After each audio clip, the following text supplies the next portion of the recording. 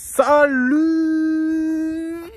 à tous la team OL, Thomas Show pour Lyon Fan TV, très heureux les gars de vous retrouver pour une nouvelle vidéo. J'espère que tout le monde va bien dans cette chaleur, dans cet été caniculaire les amis. J'espère que vous avez bien débuté la semaine. Et oui, nouvelle petite vidéo, mais avant toute chose, pour ceux qui ne sont pas abonnés, abonnez-vous, c'est très important et mettez un like. Ça aide beaucoup la chaîne dans son référencement. Petite vidéo OL Daily Mercato. Alors bon, pour l'instant, c'est un peu le désert de Gobi, comme on est en train de dire. Il y a quelques infos par-ci, par-là, et notamment une information assez surprenante. Puisque, vous le savez, on essaye de dégraisser cet effectif.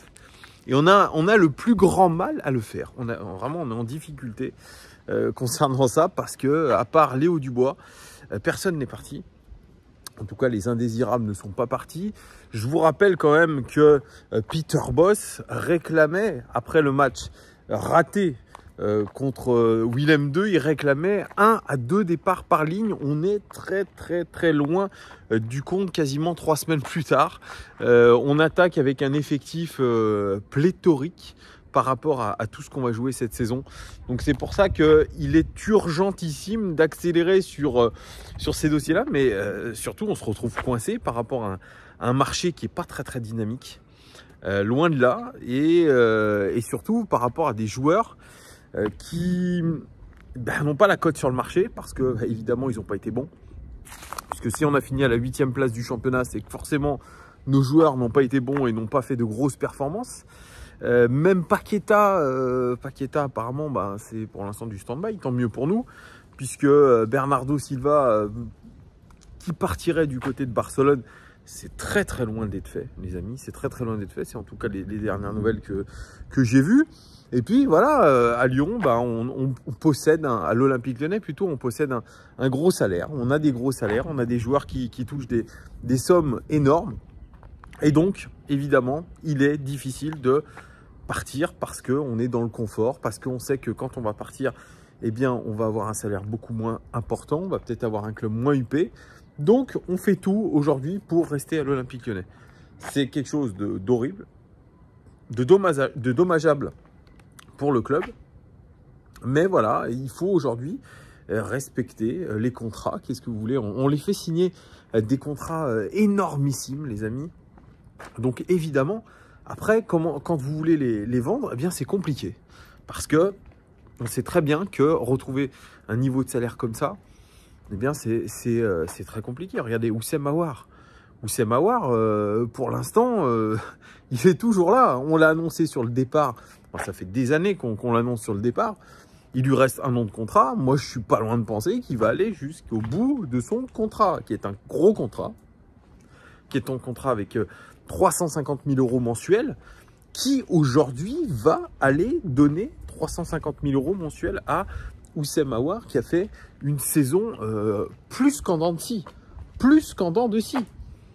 Voilà. Alors bien sûr, on a parlé de l'intérêt du Betis, mais apparemment, il a demandé un salaire de je ne sais combien, 4 millions par an, beaucoup plus qu'à l'OL, en pensant que c'est le prince de la ville. Mais il a surtout, comme je vous dis, c'est une tactique ça. En gros, ses agents l'ont sondé, il a dû dire ouais, franchement ça me chauffe pas trop. Bon allez, je mets demandez-leur 4 millions. Allez, 4 millions. S'ils disent oui, j'y vais. Et ils ont dit non. Donc il n'a pas forcé le truc. Pareil, on parlait de l'intérêt de Nottingham Forest qui est promu en première ligue. Je suis pas sûr qu'il ait envie d'aller à Nottingham Forest, même si c'est un club mythique peut-être du championnat d'Angleterre qui vient de remonter. Il a peut-être pas envie d'aller là-bas. Voilà, même si c'est dans le meilleur championnat du monde, il dit qu'avec un peu de fierté, il estime qu'il mérite peut-être un peu plus que Nottingham Forest ou Leicester même, parce que Leicester c'est peut-être un peu plus compliqué. C'est un bon club, Leicester, qui a fini 8e du championnat, je vous ai dit la saison dernière. Donc bon, c'était un petit peu pareil que l'Olympique Lyonnais. C'était pas ce qui était espéré en fait par Leicester. C'était pas ce qui était espéré. C'était une mauvaise saison. Et eux, ils attendent de vendre James Maddison pour pouvoir peut-être ensuite faire un all-in sur Oussem Aouar. Mais pareil. Est-ce que réellement, ce sont des pistes concrètes? Moi, je pose la question, j'en sais rien. Moi, les gars, vous le savez, je suis pas quelqu'un qui a des infos. Moi, je relais juste les informations. Et les informations que je relais, bien, aujourd'hui, elles vont pas dans le sens d'un départ d'Oussem Aouar. Soyons très clairs, soyons très clairs.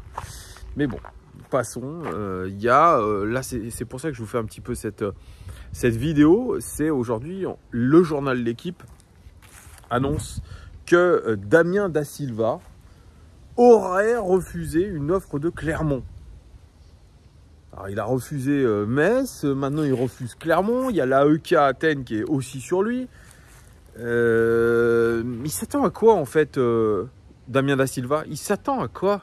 Il s'attend que le Real Madrid vienne le chercher? Il attend que Manchester City vienne le chercher? Mais je pense, ce garçon, il est au demeurant, je pense, très sympathique. Mais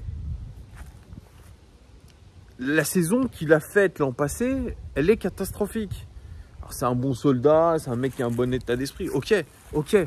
Et là, j'ai vu passer tout à l'heure sur Twitter une vidéo de l'entraînement de ce matin qui était ouverte au public, où il fait une perte de balles en défense et il est aligné avec Jérôme Boateng. Puis derrière, ils ont pris la tempête par Ryan Cherki. Mais moi, ça me tue de voir aujourd'hui que certains se prennent pour d'autres. Mais à un moment donné, Damien Da Silva, c'est pareil. Il doit toucher à l'Olympique Lyonnais quelque chose comme 60 ou 70 000 euros par mois. C'est sûrement pas Clermont qui va lui offrir le même salaire. Et quand il voit qu'ils en ont pris 5 contre le PSG, il se dit ouais, j'ai peut-être pas trop envie d'aller à Clermont. Mais voilà, mec, soyons clairs, aujourd'hui les seuls clubs qui te veulent, c'est Clermont, c'est l'AEK Athènes et c'est Metz. Je comprends que ça puisse faire mal, mais la réalité, c'est quand tu ne performes pas avec ton club, ne va pas t'attendre à que des énormes écuries soient sur toi. Je pense qu'il faut, à un moment donné, il faut être aussi réaliste par rapport à ses qualités, à ses ambitions, à sa carrière. C'est déjà très bien qu'il ait passé une saison à l'Olympique Lyonnais. D'ailleurs, il est arrivé là, je ne sais comment. Il est arrivé avant Peter Bosz, parce que Juninho avait estimé, alors je ne sais pas qui s'est dit que Damien Da Silva allait apporter quelque chose. Alors moi, j'avais dit à l'époque qu'il allait apporter peut-être de la maturité, qu'il allait aider les jeunes, qu'il allait jouer un petit peu ce rôle de grand frère. J'avais d'ailleurs été plutôt élogieux. J'avais lu un article dans SoFoot qui disait que c'est un mec avec un super état d'esprit, qui n'hésitait pas à aller au combat. Une sorte de Jérémy Morel, vous voyez un peu le genre. Un mec discret, qui ne fait pas de vagues, etc. Ah, je l'ai vu à l'entraînement, je l'ai rencontré la dernière fois. Non, c'était la première... ouais, c'était la reprise de l'entraînement. Un garçon sympa. Ouais, sympa.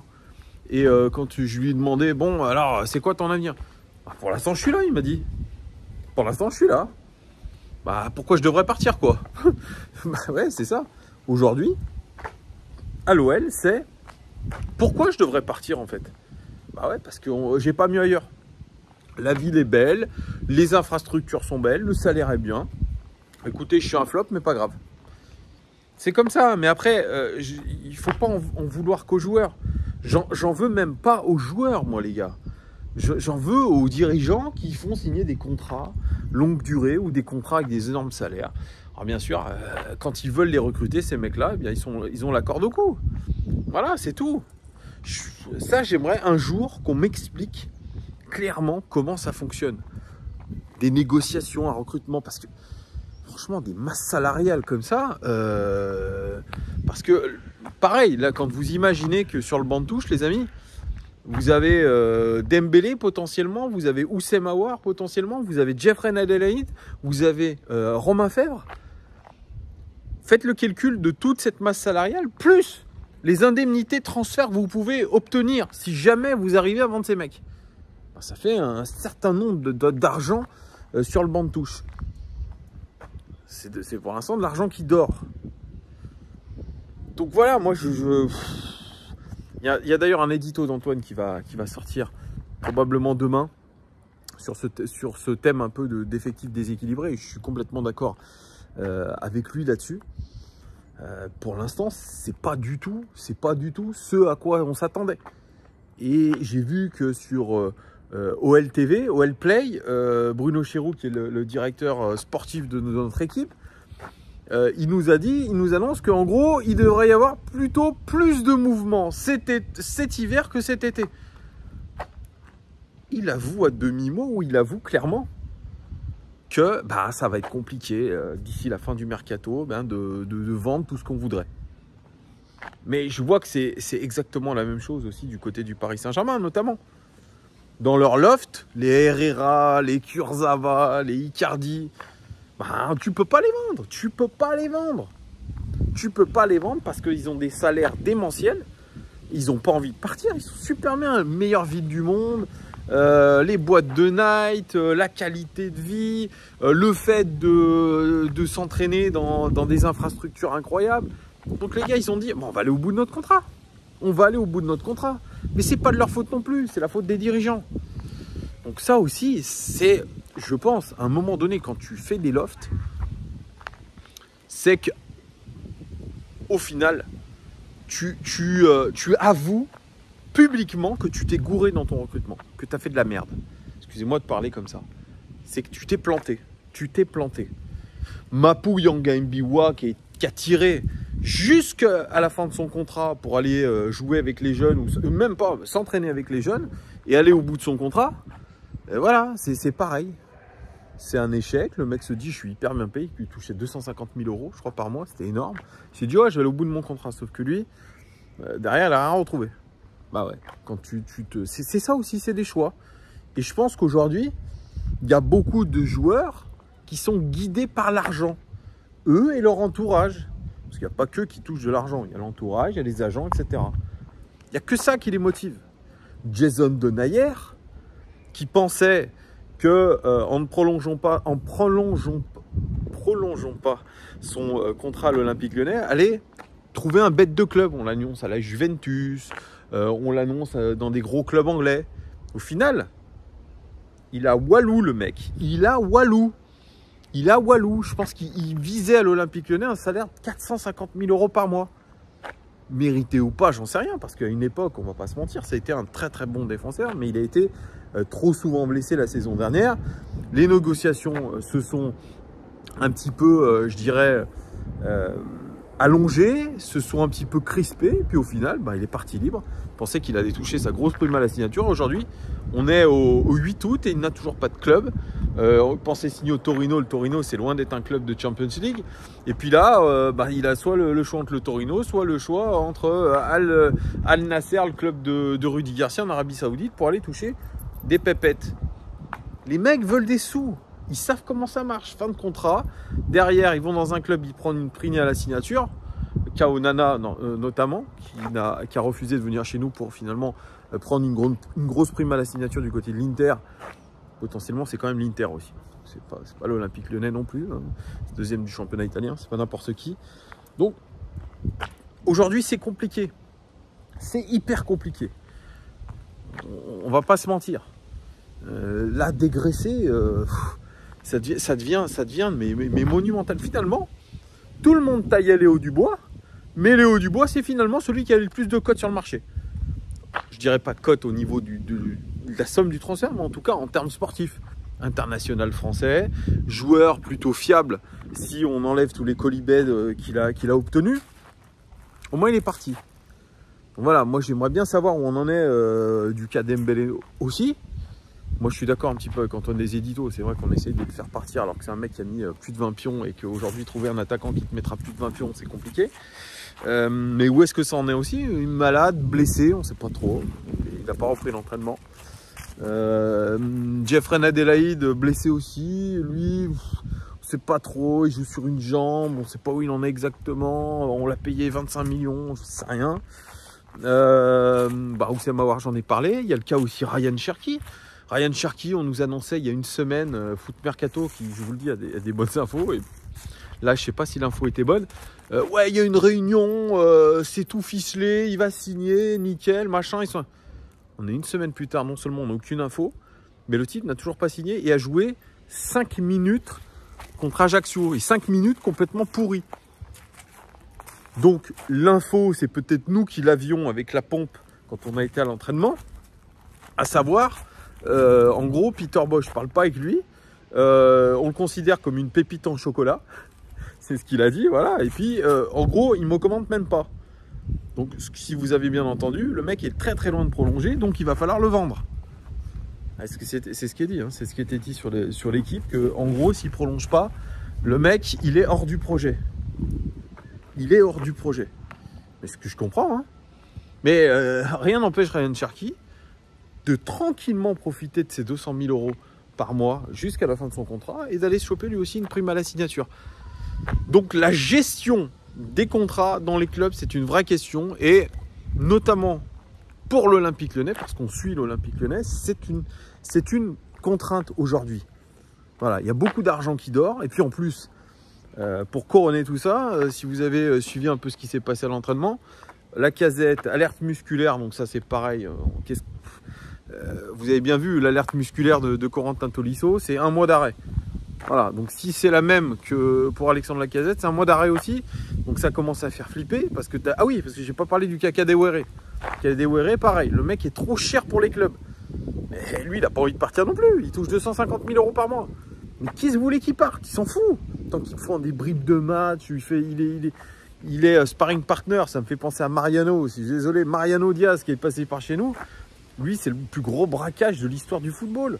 Il joue dans le meilleur club du monde, il a les installations, il est sparring partner au Real Madrid avec 2 Ligues des Champions à son actif. Voilà les mecs, avec un salaire de barjo. Il y a des braquages de temps en temps, des trucs comme ça là, qui font que les mecs ils veulent pas partir. Ils veulent pas partir. Donc voilà, donc je vous ai dit, on va se retrouver avec Kadewere contre Lorient en pointe. On va moins rigoler. Romain Fèvre, il a eu le même délire que moi apparemment, il a une inflammation dentaire, ça fait 3 semaines, il n'est pas revenu à l'entraînement, donc c'est aussi, on ne sait rien où ça en est. Jeffrey Nadali, je vous en ai parlé, on ne sait pas où il en est. Tagliafico, il a dû arrêter son entraînement parce que pareil, ça commence à tirer. Oh, il y a un match par semaine, c'est le début de l'hécatombe, les joueurs sont à moitié amorphes après avoir fait peut-être une préparation pas optimale, enfin j'en sais rien, c'est heureusement qu'on a pris les 3 points contre Ajaccio. Il faudra voir ce qui se passe contre Lorient dimanche à 13 h. Mais enfin bref. Bon les gars, n'hésitez pas à commenter cette vidéo, de me dire si vous êtes d'accord avec moi, ce que vous en pensez un petit peu de tous ces sujets. Je vous remercie pour votre fidélité. Vous êtes de plus en plus nombreux. De suite, je vous fais de gros bisous et je vous dis à très vite. Ciao.